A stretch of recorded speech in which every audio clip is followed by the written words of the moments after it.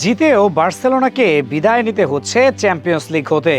Quarter ফাইনালের দ্বিতীয় লেগে অ্যাথলেটিকো মাদ্রিদের বিপক্ষে কাতালান ক্লাবটির জয় ২-১ গোলে।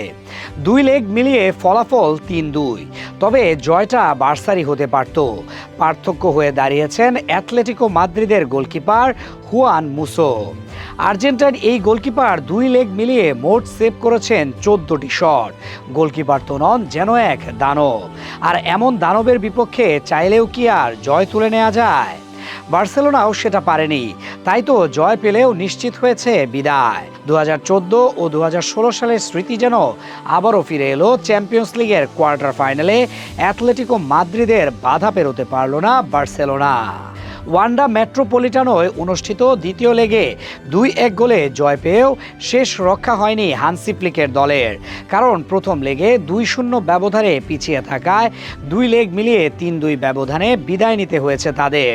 ম্যাচের শুরুতেই লামিন ইয়ামাল ও ফেরান তোরেসের গোল বার্সাকে দারুণভাবে ম্যাচে ফিরিয়ে আনে, জায়গায় ঘুরে দাঁড়ানোর স্বপ্ন।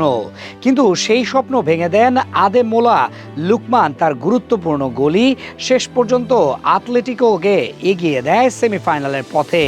শেষ পর্যন্ত লড়াই করেও ইতিহাস বদলাতে পারল না বার্সেলোনা।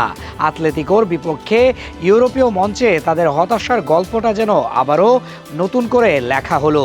তরুণদের নিয়েই মাঠে নামেন হানসি ফ্লিক। কম বয়সী এই দলটি যেন শুরু থেকেই ঘুরে দাঁড়ানোর বার্তা দেয়। প্রথম লেগের ২ গোলের ঘাটতি তারা মুছে ফেলে মাত্র ২৫ মিনিটের মধ্যেই।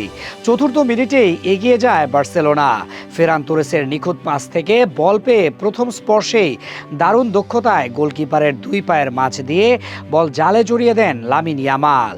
এরপর ২৪ মিনিটে ব্যবধান দ্বিগুণ করেন তোরেস নিজেই। দানি অলমোর কাছ থেকে বল পেয়ে বক্সে ঢুকে কোনাকুনি শটে লক্ষ্যভেদ করেন তিনি। এই দুই গোলেই দুই লেগ মিলিয়ে স্কোর লাইন দাঁড়ায় ২-২।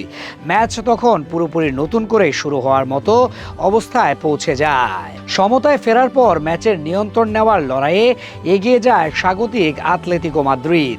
খেলার ধারার কিছুটা বিপরীতে গিয়েই ৩১ মিনিটে গোল করে বসেন আদেমোলা লোকমান।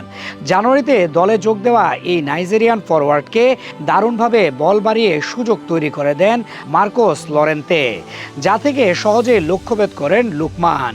দ্বিতীয়ার্ধের শুরু থেকে বার্সেলোনা চাপ বাড়াতে থাকে। তাদের আক্রমণের ধার দেখে মনে হচ্ছিল সমতার গোলটা সময়ের অপেক্ষা মাত্র। তবে হুয়ান মুসোর একের পর এক অবিশ্বাস্য সেভ আর রক্ষা বিপদে ফেলেনি অ্যাথলেটিকোকে। শেষ পর্যন্ত ২-১ গোলে হারলেও দুই লেগ মিলিয়ে ৩-২ গোলে সেমিতে চলে গেছে অ্যাথলেটিকো মাদ্রিদ।